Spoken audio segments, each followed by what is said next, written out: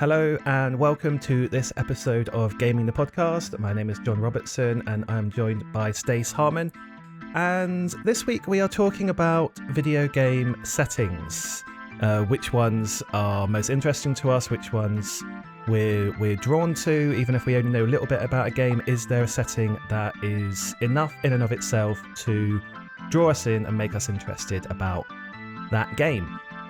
We don't know which settings either of us have chosen, so this could go terribly wrong. So, yeah, do you want to get us off to a good start, Stace? What have you got? Okay, well, I'll get us off to a start, and we'll see if it's good. But yeah, I think it's just worth mentioning there, or highlighting there, what you've just said about that we're doing this somewhat blind. We both knew the sort of remit for this episode. We've both gone away and thought about it, and so it'd be interesting to see how we've interpreted this and what we've come up with. So I've got two examples, but to just take them through one at a time. My first video game setting that will immediately make me more interested in a game, even if I know very little about it, and that I have more of an affinity for, is single self-contained locations, which sounds like quite a broad label. But so to give an example of what that might be, that would be things like Arkham Asylum in Batman Arkham Asylum. It would be the Ishimura in Dead Space. It would be the home locations in What Remains of Edith Finch and Gone Home. So it's Resident Evil Mansion to an extent, yeah, and Rapture in BioShock as well. And in the case of I was going to say, so this is interesting because I had a variation on this for one of the ones that I'm not going to talk about, and okay. I'd called it abandoned spaces. So the Ishimura as an abandoned space and mansion as well. I went a little bit bigger, the town in Silent Hill to Silent Hill, the place Silent Hill as well. That's interesting because the abandoned spaces bit, that the abandonment bit of that is one of the things that I often do find really interesting, because there's a sense of there's like that notion that something here has happened, and it's kind of a video game archaeology of going through this space and piecing together things and seeing how people lived or what they were doing in the moment that this thing, like in the case of Rapture, what happened in the moments leading up to this place being abandoned. So that is definitely a strong part of it. But I did kind of broaden it out a bit because I thought about those things. That sort of line of reasoning, but I broadened it out a bit because it also includes things for me like FTL as well. So something where it takes place, although you are in the vastness of space, of course, that's the narrative, but your game takes place within the confines of that tiny spaceship. So yeah, there's both a narrative there's a narrative coherence, I think, which is one of the things I really like about these spaces, because it allows the designers and the storytellers to drill down in quite a lot of detail and imagine this place in quite sort of stark relief against needing to create an entire city or needing to create. So it is part of the reason, but not entirely, but part of the reason that I much prefer Arkham Asylum to either Arkham City or Arkham Knight, because I just feel it got too big and wasn't as interesting. It was far more interesting to me when it was this self-contained location. So of course there are games that don't pique my interest as much, or that aren't necessarily as well executed on, but there's definitely a reassurance is probably the wrong word, but there's something sort of appealing in the way that it is kind of expectation management. I know going into it, there's sort of it's quite comforting for some reason. I know going into it that I'm going to get to spend time in this place. I think that's part of it's that I'm going to get to spend time walking around and I'm going to be returning as well. It's not just like it's a linear path from one end to the other. So I'm going to be, there's going to be sort of routes that lead back on themselves, and perhaps certain doors are locked and then you'll find a way through to lead back to that hub area where you were. So yeah, there's lots of examples of it. Resident Evil's Mansion is one of them, and specifically the mansion bit of that for me rather than really the lab underneath it. It is more the just that kind of, or the garden outside, or the it's kind of very outside. much the that initial, I suppose, opening hours of Resi. So I think things like System Shock 2 as well. Like it's these. And a lot of those do have that abandoned spaces notion, actually. That's a really good way of describing it. A lot of the things that I do really like have that. I mean, how much of that is, because some other bits I've got in there's a lot of horror games that fall into this. Visage, PT, there's a game I've been playing recently, Summer of 58. It's a little indie game that's pretty good. Soma is like that.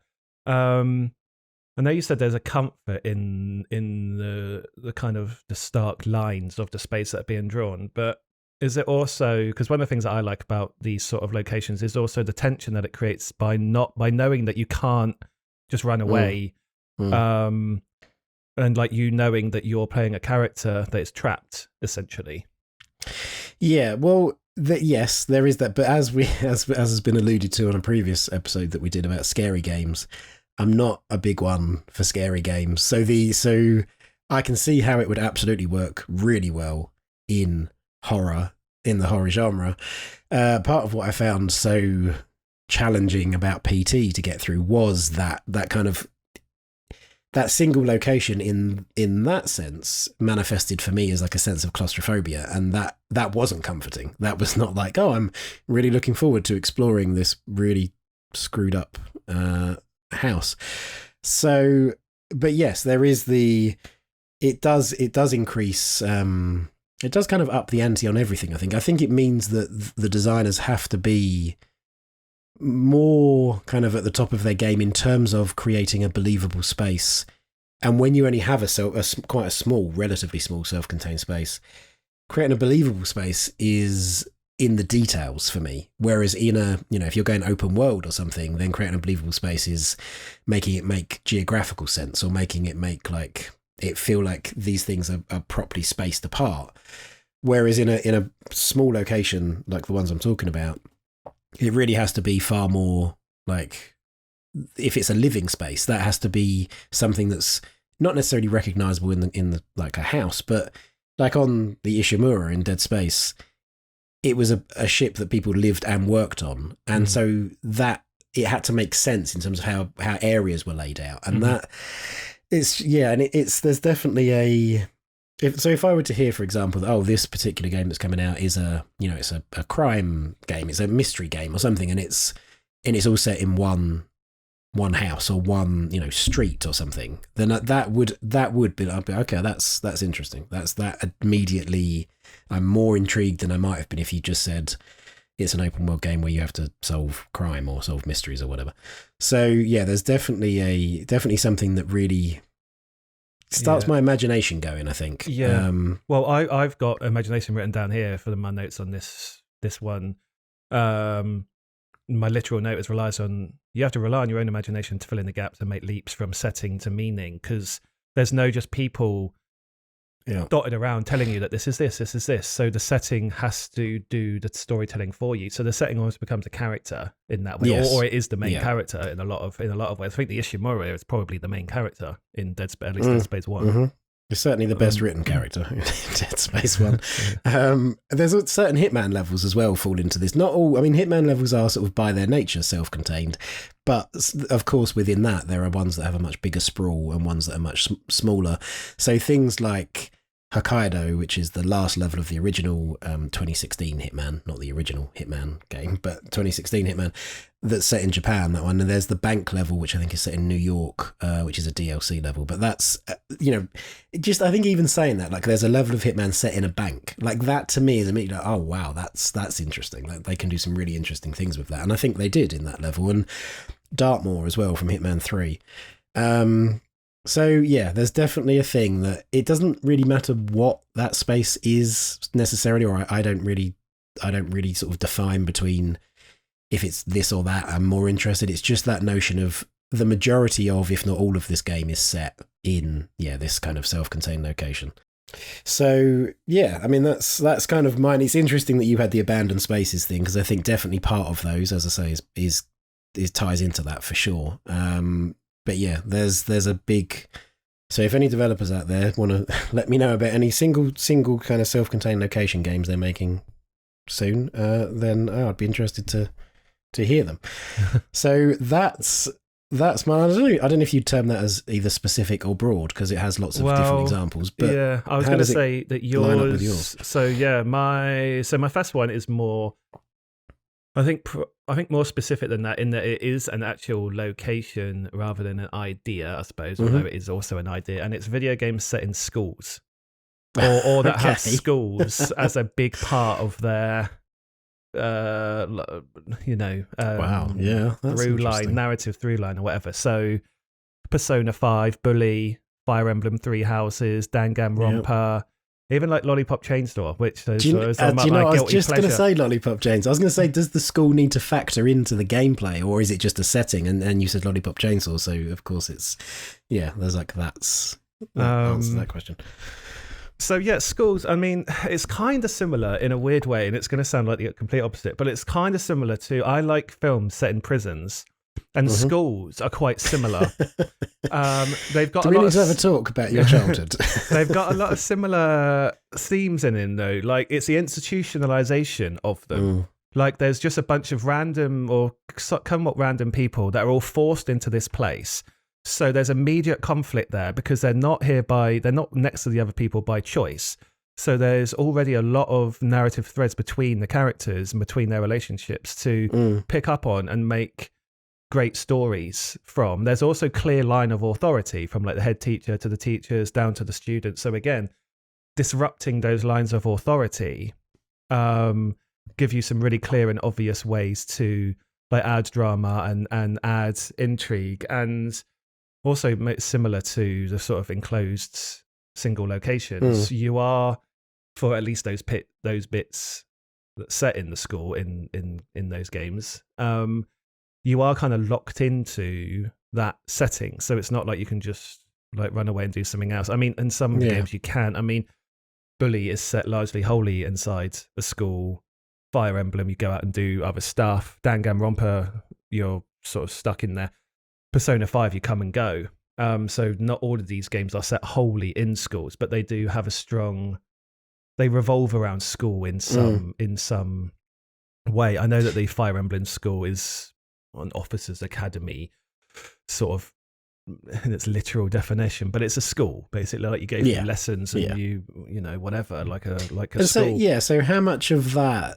That's the thing. How much of that structure, the school structure, is what you take the enjoyment from, or those points of interest from? Like, does that contribute? Is that like that notion of routine and having to do certain things and be in certain places at certain times? Does that sort of contribute in a big way to what you take from these games? Well, I think sometimes, I think on a mechanical level, it does. The routine can add an interesting sort of tension to the gameplay, because if you've got like say 5 blocks of time in this gameplay session in the school, then you have to decide how to use that time. And I don't think time in games is often used well enough. Often it's just like, now you do this mission, but you can go and do 15 other missions in the meantime, which is going to take 2 months of in-game, or if it were real life,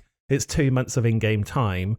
But the game doesn't recognize that. But if you've got like, now it's first period, second period, third period, and if you choose to like then you have to make choices in that time of what you do in those things. So it's I was going to say easy, but it's not necessarily easy, but it's a very definitive way of having you, the player, think seriously about how do I spend my time in game here, rather than I'm just going to do absolutely everything. I'm going to tick off 100 feathers. I'm going to do 15 side missions before I do. Well, you can't.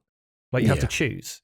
And that definitely plays into, I think, is it Arkham City where I think it must be, Batman gets poisoned by Joker, and we're told that basically he's dying, but it has exactly that problem that the critical path mission is go and get an antidote for this poison. But yeah, sure, you can go and do a bunch of other side missions while you're at it. You can go and do some Batman VR training or whatever, and it's like that's just silly. So time, in that sense, is not managed well. That, as you were talking there about the predefined, because it's time but also as like action points, really, isn't it? It's like there's a certain number of things you can do, and because it doesn't matter whether they take 5 minutes or an hour in game. It's like you can only do a certain number of things. And along those lines, I was thinking of Catherine as well. Like when you're in the bar in Catherine, sure. That's the same thing. It's like you can only, and it gives you this sort of predefined understanding that my actions here are limited, and so I have to think about it rather than going and that's doing whatever I want. I mean that's the same. A lot of the same team that do Persona 5 does Catherine. So maybe that's just something that they always think about in design, whether it's on purpose or not. They are including time as a real feature of their games. I think the other thing I like is it's not the school itself, but it's the age of the characters in the game, because they're growing up, they're changing, they're trying to become adults. So not only so they're dealing with their own inner turmoil as well as trying to exist in this world in which they've just been thrust in there with these random people that they might not necessarily like or ever hang out with again. And I always think that's an interesting way to create meaningful stories that are relatable in the real world, even though these games I've mentioned are, wildly different from the real world. But some of the themes in them are things that people will be going through. So having that, like trying to become an adult, because a lot of games where it's like party based, or you're in a team or you're in a group, they've either chosen to be together, those characters, so they're all friendly with each other, or it's like an RPG where you make your own team or customize your own characters or whatever. So you've decided that they all get on to some degree. But in games in schools, you're not. That's not what it is. You could be the person you hate most could be the person that is sitting on your left, and the person you love most is sitting on your right, and you've got to deal with that. There's that subtext, that immediate subtext that I think for the vast majority of us, we can all get as well. We all have some memory or understanding of how that feels to be this person on the inside going through school, and then what you're choosing and how you're dealing with relationships on the outside, and then chucking into that potentially, world-ending threats and stuff, and how do you and then you can have, that's actually it's really interesting, because then you can have like, we need to save the world, but also does that girl or guy like me? Well, and also, am I going to fail my exams if I save the world? Like, choose. Like, am I going to save the world and no one knows that I've saved the world, but I'm going to cock up my exams, or do I do my exams but the world might die later? Like, and it's silly and it's an extreme example, but it's I don't know, it forces you or the character or the author of the game to write something interesting as a resolution. Because there's that, built-in subtext. It would be odd, I would imagine, to play a game that at least some of which is set in a school and so is dealing with characters of that kind of age, where that wasn't a feature. If you had just a bunch of very entirely well put together, self-confident, self-assured people who know exactly who they are, then that would feel like a missed opportunity. It would be odd to have that set of characters in a school setting, because that's not most people's experience of school. So that's really interesting. That's and just again to highlight, I think that's one of the benefits of doing this particular episode, doing it in this way, doing it kind of blind and to each other's choices, that it then allows us to discover it kind of along with anybody who's listening. So that's I mean, as I was coming up with these, when we came up with this podcast, that was the one that I knew immediately, like, yes, that one's in. The other ones I kind of had to do a bit more soul searching on, but no, the schools I knew immediately, like, definitely the schools 100% was straight in there at the top places. Like, genuinely, if there's a game that comes out, it's like, this is set in this place. There's a lot more Japanese games set in schools, a lot more. Yes. But no, it immediately does. reasons. My other one, by the way, is not very compatible with schools, but will come. Well, interestingly, my second one, based on a lot of things you've just said and what you've literally just said, is very compatible, because my second one is an actual place, and it is Japan. And that comes from I've long had an interest in Japan, and that's not an uncommon thing. I think if you were to list countries that people can be quite intrigued by, or even kind of Japan can almost become kind of it can be like a fetish, I think, for some people. It sort of gets, or at least gets fetishized. Sure.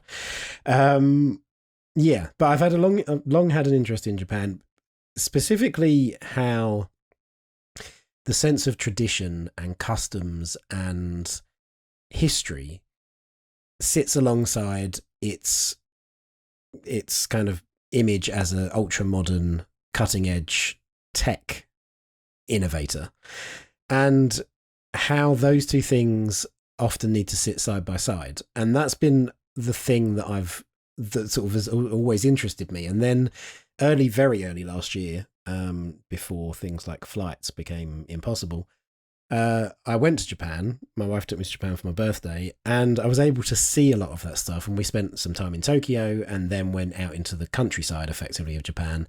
And it was a lot of those things that I'd hoped it would be.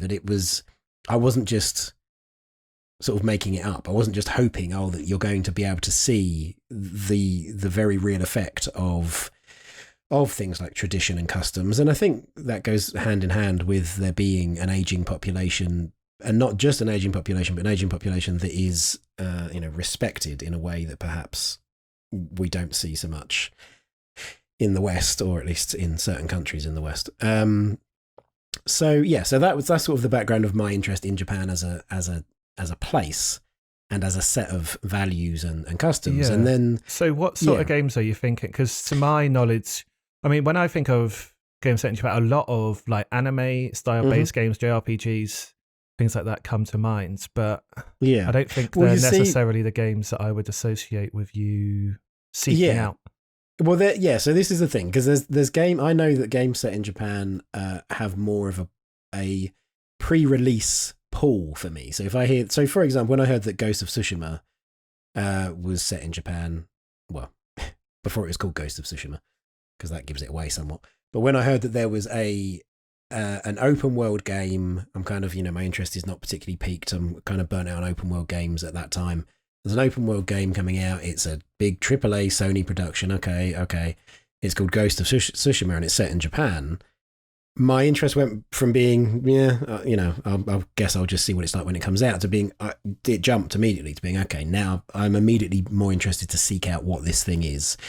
And to find, okay, it's set in feudal Japan, that's interesting. Because I would say that as much as my real world interest in Japan is those kind of the marriage of the traditional and the modern, you don't get a lot of that in video games, or certainly not in the games that I've sort of listed as ones that I've played because of my interest in Japan. It tends to be one or the other, typically. So Ghost of Tsushima is one, but things like, so the far more recent Neo: The World Ends With You is that's set not just in Japan, but very specifically in the area around Shibuya and in central Tokyo, and that had a different appeal to me because I could point to places and be like, yeah, I've been there. I recognise not just that specific location, but the feel of this place. It had more so than if it had been set in London or New York or somewhere like that. It was far more interesting to me for that reason. And things like Persona as well. That's another big one set in Tokyo. There's also like sub bits of games. So I mentioned Hitman's Hokkaido level. That is one of my favourite levels in Hitman, the original Hitman, even though you don't really get to see much of Japan. There isn't a lot of Japan in that space, but it's the touches of that. It's the fact that this ultra modern facility is in Japan in the mountains, so you can look out on your balcony and like you can see there's fireworks and lanterns being let off, and so it has the setting, and then you're in this ultra modern facility that's doing all this cutting edge research and procedures. And then when you walk around that facility, they have and I don't know what they're called, but they have those like fabric or material sort of mini curtains, as you like walk through an open doorway, it has those that kind of separate the two sides of the room. So there's like tatami mats, and I think you sit down at very low tables. So there's just these little touches that bring it back, but it doesn't have a strong Japanese essence necessarily. Were you as interested in those games before you went to Japan, or is it, or has it spiked, or has it been born from that? No, I think I think I was as interested before I went, and I think, but in going, there is some specific ones, like some of the persona imagery and The World Ends With You as well, that I now have a different appreciation for, or I think an increased appreciation for, because I've been, and I can point to places and say, yeah, I know how that feels, or I know that those things that are decorating this room I can see as being indicative or representative of what I saw whilst I was in Japan. So that enhances that feeling. And then there's things like Animal Crossing that have the most recent Animal Crossing that have very specific that vision of Japan. Like, well, they have like things like the vending Raccoons machines walking around right? everywhere. Yeah, of course, that happens every day. Things like the vending machines, which are, ubiquitous in Japan, not just in cities, but almost anywhere that you go. There are these vending machines everywhere, and the vending machines in Animal Crossing are very much modelled on those kinds of vending machines in Japan. And there's little things that I think, had I not been, I wouldn't recognise. So there's definitely it does influence it in some way, shape, or form. But it can be like a shorthand. And like one of the reasons Ghost of Tsushima works so well, the narrative of that game and the storyline of that game work so well for me, is because they have that clash of traditional honourable behaviour and ways of acting, even in extreme situations like being at war. And then that's like Jin's uncle. And then they have Jin Sakai, who is much more, well, we need to just do whatever we need to do to get things done. It's like, if we follow the honourable old ways, we're just going to get killed, and that's going to wipe us out. And so that brings him into conflict with his uncle. And so whilst it doesn't depict kind of a modern day Japan in the more obvious sense, there is that kind of old and new. There is that traditional versus the more sort of not forward thinking, but forward looking. We have to be realistic, and if that means that we're going to clash and, our relationship's going to be destroyed, so be it. And I think that works particularly well because it is set in Japan, as well as a lot of the imagery that they've put throughout that. The whole samurai like standoff when you do a duel. There's lots of things that are, I guess, that tap into my image of Japan. A romanticized image. It is an outsider.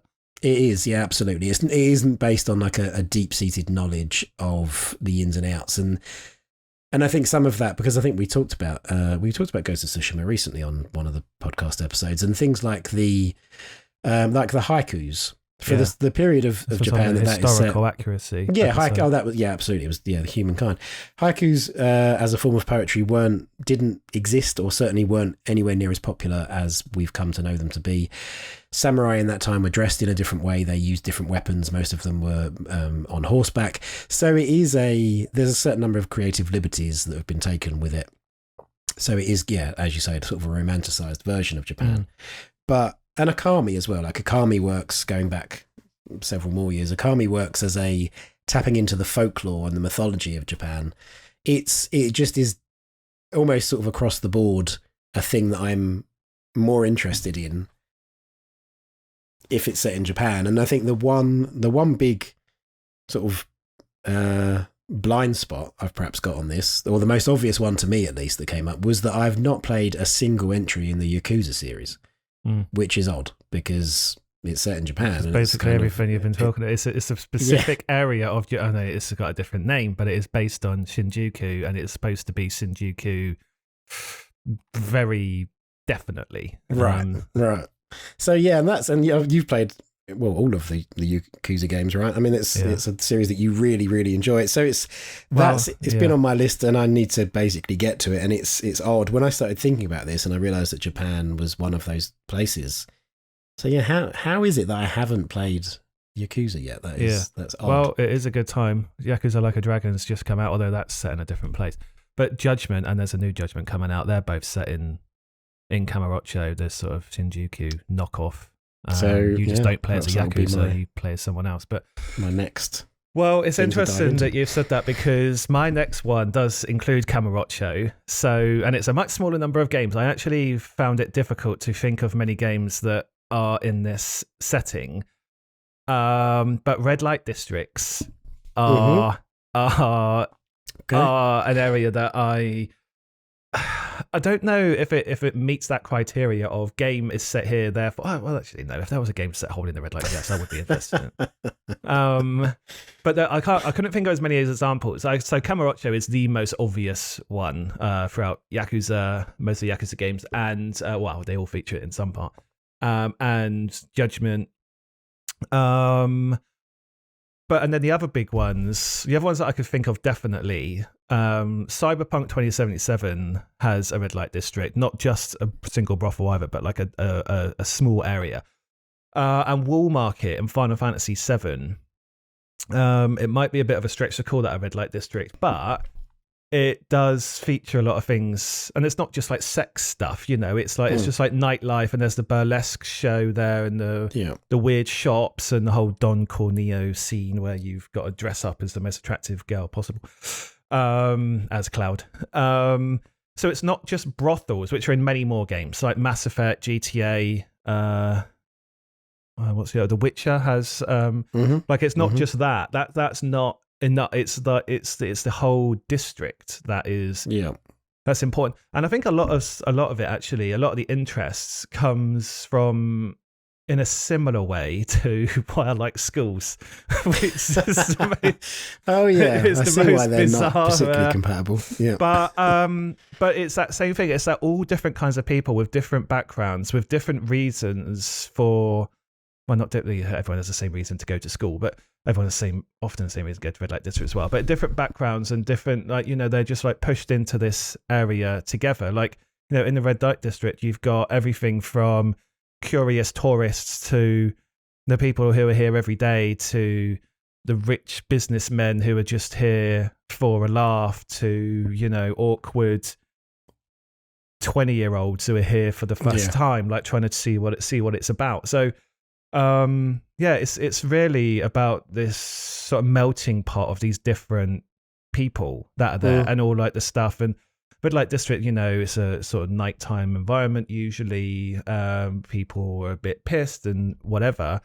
So it's just got all the recipes for just interesting things to happen often and in a wide diversity of ways. And I mean, Kamurocho in Yakuza is not only an excellent red light district, it's just one of the best singular locations in a video game. Like, the place is small, it's open world, but it's small. And essentially it's the same one in all of the games. So not only is it small and it's managed to host that first game, it's hosts like 6-7 games. Well, more than that, 8 games.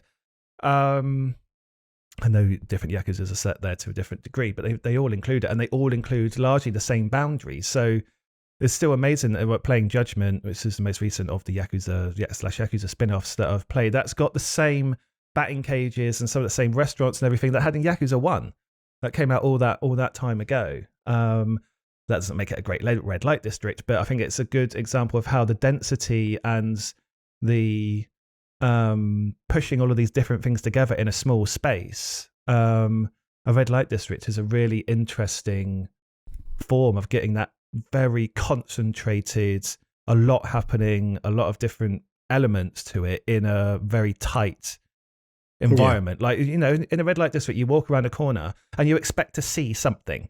Like, it's not just going to be like a dead street. And that's I've always appreciated that, like, just density of content and density of people and density of variety in those spaces. It's interesting that both of yours, the school and red light district, are spaces that facilitate the interaction between people from all walks of life, like you've said already. But that's an interesting, like, they're a place to go to see people in a space that you can't even say they've got stuff in common, because they are there for all different reasons. And that's well, they're like people watching dreams, aren't they? Really? Like, and I suppose, I don't know, when you're saying that, like one of my favorite hobbies outside of video games is just walking around the street taking photos of people. So there's probably some voyeuristic tendency in me of seeing just these being a fly on the wall, I guess, of these different people having these different interactions. I always find fascinating. What about something would hotels fall into the same kind of thing Just for you? walking around people's hotel No, rooms. I don't mean you walking around hotels in real life taking pictures. I mean in a video game. Would hotels? I mean, hotels do have the thing of it. You know, they tend to be. There's lots of people, different people go there, but then they all go off into their own little, cubby holes with the rooms. So it's, I guess there's not a lot of forced mixing in they're there not as forced, there is are in. they? No, because I was thinking red light restaurants districts, as of well, but Yeah. restaurants, you're kind of isolated in your little island on your own table. You're not really interacting with the people around you much, unless someone pisses you off or or like, what's that table over there having? I'll have that. It's usually as far as it goes. I'm trying to think of other settings that kind of have that similar vibe. I'm sure there's many. Prisons, like I said, I always like prison films for similar reasons to this. I'm sure there are other games. I can't think of any off the top of my head, other settings. But yeah, no, I've always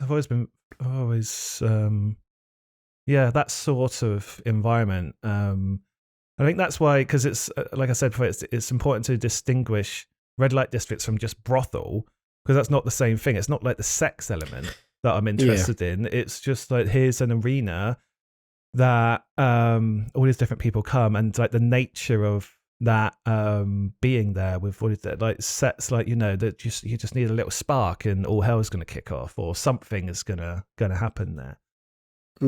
Yeah, and I guess with a brothel, that can be, thinking about the way that they are represented in video games, in things like The Witcher, for example, as you mentioned, but they can just be a single building in an otherwise unremarkable town location. It's like, there's the greengrocer, there's the butcher's, and then 2 doors down, there's the knocking shop. It's not very. It doesn't allow its influence to kind of to sort of spread out onto the streets and create a whole vibe or a whole atmosphere in an area. Well, that's so. Did you have any, like, I don't know, honourable mentions? Honourable, or anything like that? Well, the large abandoned spaces. I'll say large because I don't know. Like, there are games set in single rooms. So large, as we've spoken about, like the town in Silent Hill, the Ishimura, the mansion, Soma. Well, PT isn't large, so maybe it doesn't have to be large. Maybe abandoned spaces is the important thing. And then the other one, so one of the most obvious ones that came to mind was dystopian futures, which I'm always fascinated with. Like Final Fantasy VII, Deus Ex, Metro 2033, Half-Life 2. Yeah. And then I split that into, there's like future dystopias and then like alternative history dystopias. So like the new Wolfenstein games, BioShock. Yeah. I am fascinated by those things. I mean, a lot of Wolfenstein is The Man in the High Castle, Philip K. Dick, but that sort of alternate history, that like what if the Nazis had won the war, or what if someone had followed Ayn Rand's ideas and built a self-contained city in BioShock, like that sort of things. But then I thought future dystopia, the reason I didn't go with that is because it was a bit, because schools and red light districts were that bit more, precise. Like future dystopia can mean, it doesn't just have to be cyberpunky stuff. It could be, it could be Mad Max. It could be like loads of different things. Yeah. So it was a bit broad. So I kind of, just put it as an honourable mention rather than a main. I had a similar-ish thing. I mean, mine was broader again, but it was like post-apocalyptic landscapes. Once upon a time, post-apocalyptic, and also, as cliched as it sounds now, but just zombies would have once upon a time been like, oh, I'm interested. I mean, now it's like, okay, really? If it hasn't got zombies, it's a surprise. But there was something in that, like taking it back to like, how has this thing been transformed by this event? So like the abandoned spaces, like the self-contained locations, things like, the shopping mall in the first Dead Rising game. There was that, like, how is this thing that you're used to seeing? It's that, like, the familiar made unfamiliar, or the familiar made sort of slightly peculiar or a bit odd, or and post-apocalyptic, like, again, a shopping mall in Left Behind, the Last of Us DLC. Like it's that seeing this thing that you're used to seeing, but through the eyes of characters who have no concept of what this thing is. In the case of Left Behind, that was very interesting. So post-apocalyptic, but then I just felt it felt too broad, but it also just felt too like it certainly is no longer enough. If somebody says, when Days Gone, for example, was announced, it's post-apocalyptic, I was like, okay, great. Like, so what? Like, it needs to be more than that. It needs to be more specific for me now. Isn't it? Post-apocalyptic. Yeah. There's a lot of games. That fall and into that. Zombies aren't quite the the cutting social commentary that they perhaps have been used to be in the past. That's now just, of course, it's got zombies in it. Like, why wouldn't it have? So, yeah, I don't think I had any that were as specific. I mean, you mentioned previously that you really like films that are set on aeroplanes. Aeroplanes as well, yeah. You probably struggle to find video games that are set on aeroplanes. It's a tough one. I don't know what that design would look like, but I would. But if someone said this game's set 100% on airplanes, okay, I'm gonna play that. Just out of curiosity, well, partly to honour my love of aeroplane-based movies, but also just curiosity. How have they done that? Like, well, what have they decided to do? Like, there's two narrow aisles to walk up and down. You might be able to get into the cargo bit at the bottom. Beyond that, what are you going to do? But I would be very curious to play something like that. Yeah. Well, there we go. I think, the experiment worked quite well, I think, to kind of not have talked about it prior. So that was, perhaps that's something we'll look at doing again in the future. But those were our video game settings that kind of pique our interest, that we're most drawn to. So we had the kind of self-contained locations, we had schools, we had Japan, and we had red light districts. All right, well, be curious to hear what you guys would have picked, whether you've been influenced by us or not. So yeah, let us know in the comments. Be as niche or as broad as you like, whatever comes up. List some examples if you've got interesting examples, but otherwise, follow us on social media. We are at Indie by Design on all platforms, and our website where you can check out and buy our books is indiebydesign.net. But otherwise, thanks for listening, and we'll see you again next week.